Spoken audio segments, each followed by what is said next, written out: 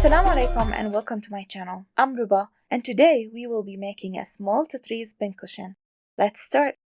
Alright, well here's a list of what we need for today's project. First, we need Aida fabric and I'm using white Aida fabric count 11. I cut my piece to the size 4 inches by 4 inches. My pattern or my embroidered design will be about 3 inches in width and length, so 4 inches will be more than enough for me to finish it into a pincushion.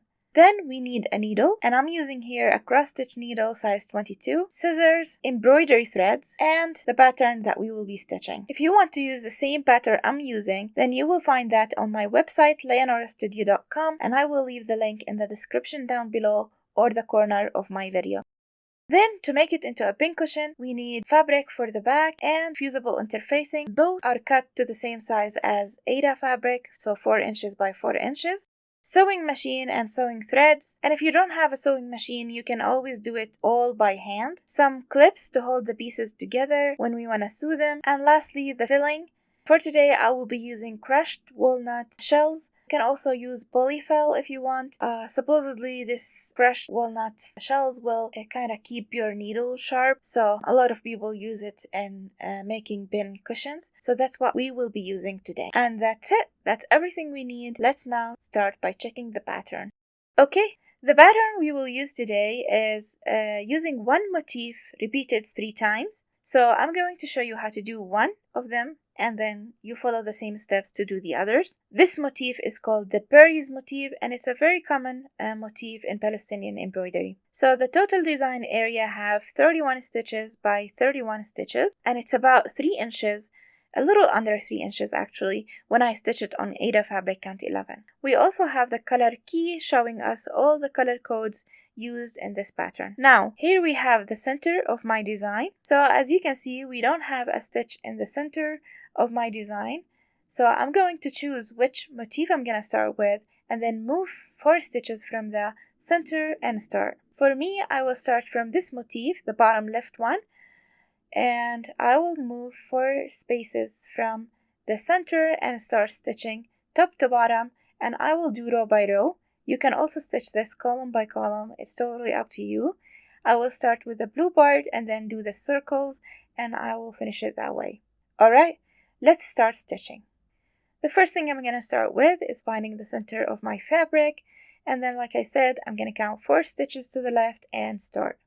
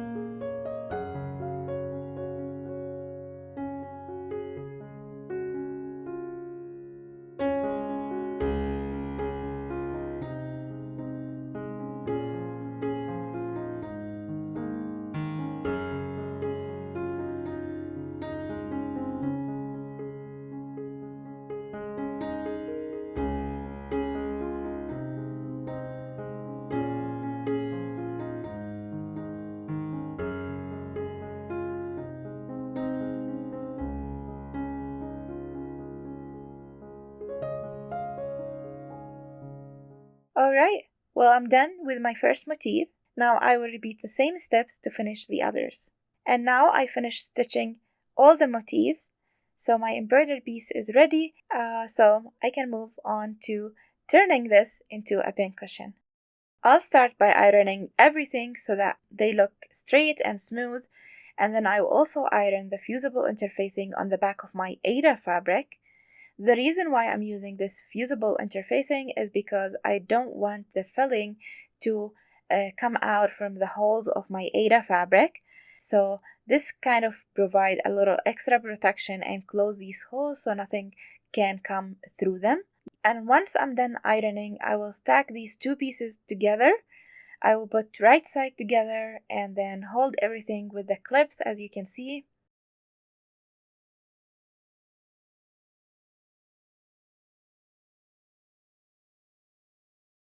And then I'll take it to the sewing machine and sew 3 sides, any sides you want. Just leave one side open. That's the side where we flip our pincushion from, and then close it by hand. But before we close it, we will add the filling in and then close it or sew it by hand. When I'm done sewing it in the machine, as you can see, I sew 3 sides. I cut any excess fabric from these 3 sides, and then I turn my work or my pincushion inside out. Then I will fold the 4th side inside, as you can see, and start closing it by a needle and a thread using a ladder or a whip stitch. When I reach halfway, I stop and fill up my pincushion with the filling, and then I'll close the other half of that side and I will be done.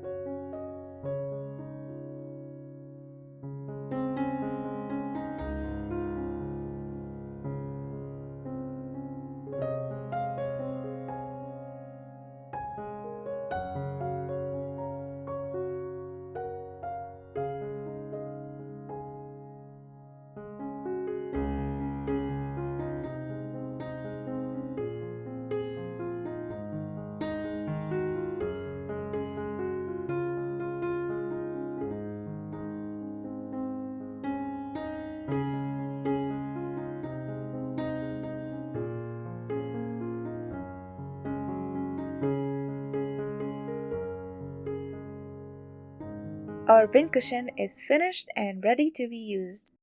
Well, that takes us to the end of this video. I hope today's video was enjoyable and easy to follow. If you have any questions, as usual, please leave them in the comments down below. If you liked this video, please make sure to share, like, and subscribe, and I will see you in the next one, inshallah. Bye!